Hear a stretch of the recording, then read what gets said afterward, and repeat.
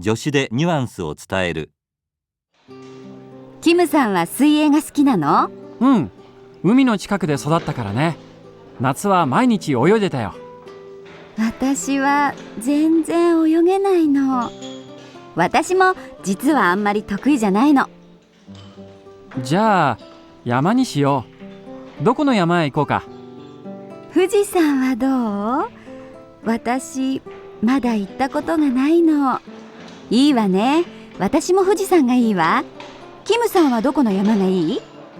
僕も富士山でいいよ。キムさん、やっぱり山は行きたくない？そんなことないよ。行きたいよ。そう、それならいいけど。はい、こんにちは。お久しぶりです。で、久々の投稿です。今回はまた戻って日本語会話術についてまた勉強したいと思います。で、さっきの会話を見て、でここからですね, ada 2 poin yang bisa kita ambil gitu ya dari percakapan ini. Oke, kita lihat aja langsung dari poin pertama.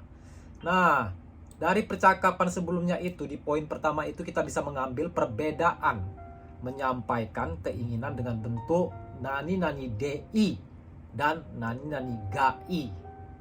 Oke, kita bisa menggunakan ya untuk menyampaikan keinginan kita dengan bentuk nani nani di dan nani nani gai. Hanya saja ya dari sini kita bisa perhatikan gitu bahwa tergantung dari partikel yang digunakan de dan ga gitu ya. Di sama gai itu nuansa seluruh kalimat tersebut akan berbeda gitu. Jadi jangan kita asal menggunakan aja gitu, tapi kita harus bisa mengetahui bahwasannya itu nuansanya berbeda. Jadi kita bisa menyampaikan gitu perasaan kita tuh sebenarnya seperti ini gitu.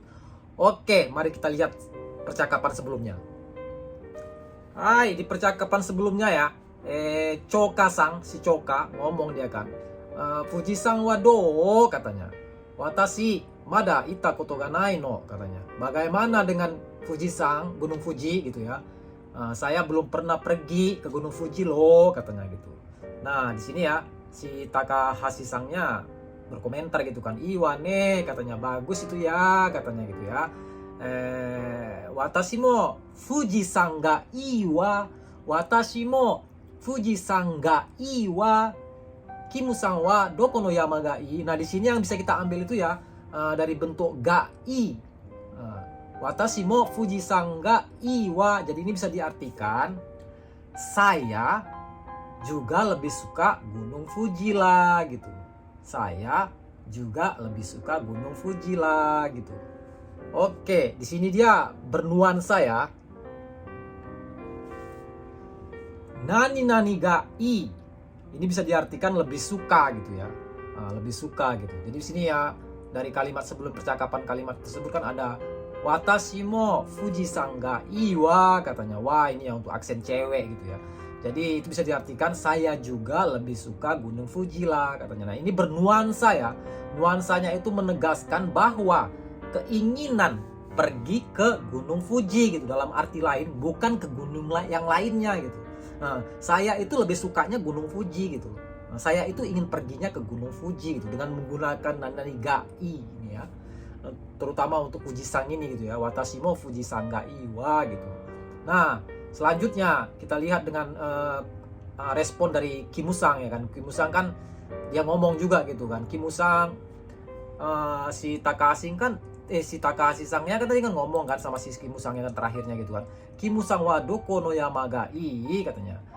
Jadi Kimusang suka gunung yang mana katanya gitu kan, ditanya gitu sama Takahashi-sang. Nah, di sini ya Kimusang menggunakan bentuk di. Boku mo Fuji-san di yo katanya. Boku mo Fuji-san de iyo katanya. Ini ya gai sama di ini ya nuansa dari kalimatnya itu udah sangat berbeda gitu.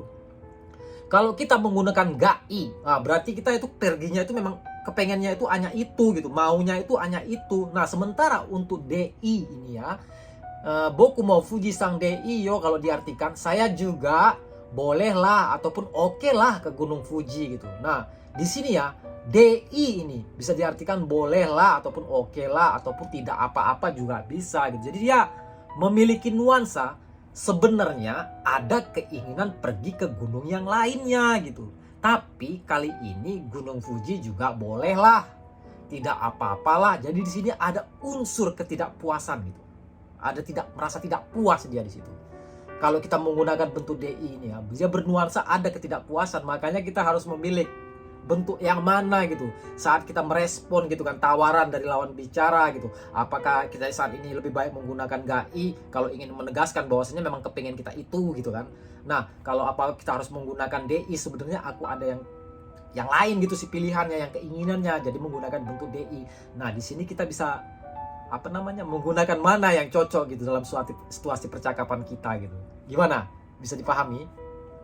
Oke, poin kedua adalah pemahaman nuansa partikel akhir kalimat gitu. Jadi tergantung dengan partikel yang kita gunakan di akhir kalimat itu memiliki berbanyak makna gitu. Ada maknanya, ada nuansanya gitu. Jangan kita pukul rata aja gitu cara menggunakannya. Nah, pertama itu adalah yo. Ingat ya, yo. Yo ini menyampaikan pemikiran dan pernyataan gitu ya. Pemikiran dan pernyataan. Jadi misalnya ya, contoh kalimatnya, tabako wa suwanai hoga ii desu yo. Tabako wa suwanai hoga ii desu yo. Ini kalau diartikan ya, lebih baik tidak usah merokok lo gitu. Nah, ini untuk menyampaikan pemikiran si pembicara ataupun pernyataan gitu ya. Nah, yang kedua, ne. Ne ini ya memiliki banyak gitu nuansanya gitu. Nah, tergantung dari konteks kalimatnya, itu bisa berarti meminta kepastian lawan bicara.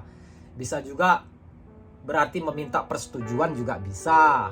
Bisa juga menyampaikan pernyataan tapi yang sedikit lembut gitu dibandingkan dengan yo gitu. Nah, itu juga bisa gitu. Contoh kalimatnya ya. Ashita no jugyo wa 1時からですね katanya. Nah, ini minta kepastian gitu. Nah, ini contoh kalimat minta kepastian. Pelajaran ataupun kelas besok mulai dari jam 1 ya gitu. Nah, contoh yang lain untuk membuat pernyataan yang lembut gitu ya. Watashi mo so omoimasu ne katanya. Nah, ini bisa diartikan saya juga berpikiran yang sama deh gitu ya. Jadi tergantung ya dari konteks kalimatnya itu ne ini memiliki nuansa ataupun makna yang lebih luas gitu. Oke, bisa dipahami. Hai, untuk akhiran zo, aku yakin kalian pernah dengar ya zo, ze gitu kan. Nah, di sini yang kita bahas adalah zo ya. Jadi ini untuk bisa memiliki nuansa ya, menyampaikan pernyataan dengan tegas gitu. Tidak bisa digunakan ke orang yang berposisi lebih tinggi, dalam arti kita ini dengan zo ini bisa hanya kita gunakan dengan setara ya, ataupun kerabat kerja setara gitu ya. Jadi untuk atasan itu nggak bisa digunakan, untuk teman juga bisa gitu ya.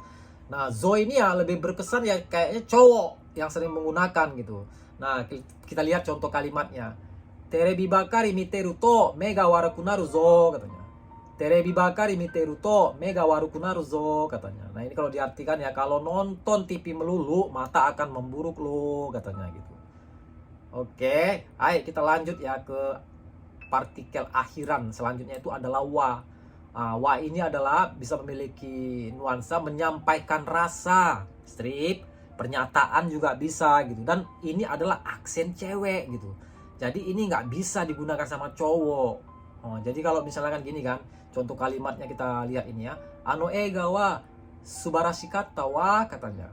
Film itu menakjubkan ya katanya. Ini cewek yang bisa menggunakan. Jadi kalau misalnya cowok yang ngomong, ano ega wa subarashikatta wa. Nah, kesannya itu cowok itu agak sedikit banci dia jadinya gitu. Makanya harus hati-hati menggunakannya biar jangan salah penggunaannya gitu. Oke, percakapan kita kali ini sampai di sini. Nanti kalau ada waktu lagi kita sambung ya. Pendek-pendek aja kita buat videonya biar enak gitu melihatnya ya. Oke, hai, arigatou gozaimashita. Terima kasih udah menonton. Sayonara.